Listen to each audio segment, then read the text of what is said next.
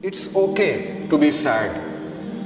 ہر انسان کی زندگی میں کچھ نہ کچھ ایسا ہے کہ اسے غم آئیں گے، اور یہ اللہ نے لائف کی نیچر بھی یہی بتائی کہ الذی خلق الموت والحیات لیبلوکم ایکم احسن عملا، کہ میں دیکھوں گا تم میں سے بہترین عمل والا کون ہے. کہ یہ اندھیرا بھی چھا جاتا ہے، وہ پورا کا پورا چھا جاتا ہے، لیکن کبھی بھی اندھیرا پورا کا پورا نہیں رہتا. صبح ہوتی ہی ہوتی ہے، کبھی بھی سچویشن سیم نہیں رہتی. تو مومن کو کبھی بھی ہوپ لیس نہیں ہونا چاہیے کسی بھی سچویشن کے بارے میں. ہوپ ہی ایک ایسی چیز ہے نا جو انسان کو زندہ رکھتی ہے. تو اللہ تعالیٰ ہوپ دلا رہا ہے. یہ اللہ کے الفاظ ہیں، یہ کسی انسان کے الفاظ نہیں ہیں کہ اللہ تجھے نہیں چھوڑ سکتا، نہ اللہ تجھ سے ہیٹڈ کرتا ہے. بس یہ اللہ کے کچھ طریقے ہوتے ہیں انسان کو ٹیسٹ کرنے کے لیے، انسان کو کچھ سکھانے کے لیے، کیونکہ یہ دنیا کی زندگی تو ہے ہی بہت ٹیمپرری.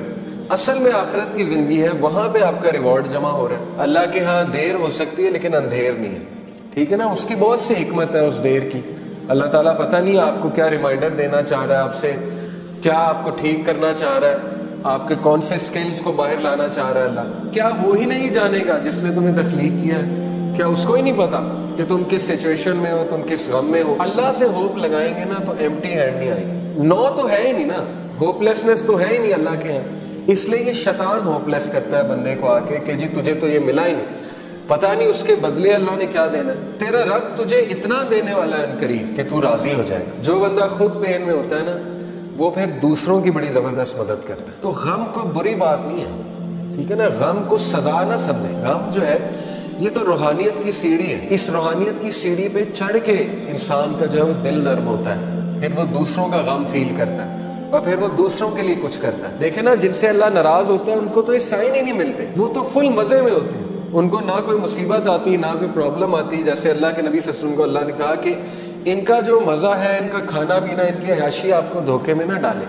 یہ اللہ تعالیٰ ان کو ڈھیل دے رہا ہے، یعنی اللہ ان سے اس حد تک ناراض ہو چکا ہے کہ اللہ ان کی کیئر ہی نہیں کر رہا. جس شخص سے اللہ ناراض ہو جاتا ہے تو پھر اللہ کے نبی نے کہا کہ پھر اللہ تعالیٰ اس کی وہ بھٹکتا رہے اور وہ جس وادی میں مرے اللہ کو اس کی کوئی فکر نہیں. یہ ہے اصل میں وہ شخص بدبخت. اور یہ کون ہے؟ وَلَا تَكُونُوا كَالَّذِينَ نَسُوا اللَّهَ فَأَنسَاهُمْ أَنفُسَهُمْ. کیا تو نے دیکھا اس کو جو اللہ کو بھول گیا تو پھر اللہ نے اس کو اس کا آپ بھلا دیا. اولئک هم الفاسقون، یہی تو فاسق ہے. تو اس لیے یہ مت سوچے کہ اللہ نے آپ کو بھلا دیا. اگر اللہ کسی کو ناپسند کرتا ہے تو اپنے قریب کیوں لائے گا؟ مجھے یہ بتائیں. ٹھیک ہے نا، ایک بندہ کہیں اور جا سکتا ہے، کلاس میں آ گیا، دین کا لیکچر سننے آ گیا، کیا یہ نشانی نہیں ہے کہ اللہ اس سے راضی ہے؟ ورنہ تو اللہ تعالیٰ چاہتا ہے اسے کہیں اور لے جاتا، اللہ اس کی کیئر چھوڑ دیتا. اگر ایک بندہ گناہ میں اور وہ دعا کیے جا رہا ہے اللہ سے کہ اللہ مجھے کسی طرح نکال دے اس سے، تو اللہ تعالیٰ اس کو شاید کوئی غم بھیج دے، کوئی ٹیسٹ اور ٹرائل میں ڈال دے اور وہ بندہ اللہ کے قریب آ جائے. اللہ سے امید لگانی ہے، انسانوں سے نہیں. بیچ میں کوئی پھر وہ شرک نہیں ہونا چاہیے، بیچ میں نہیں کوئی ہونا چاہیے اینٹی.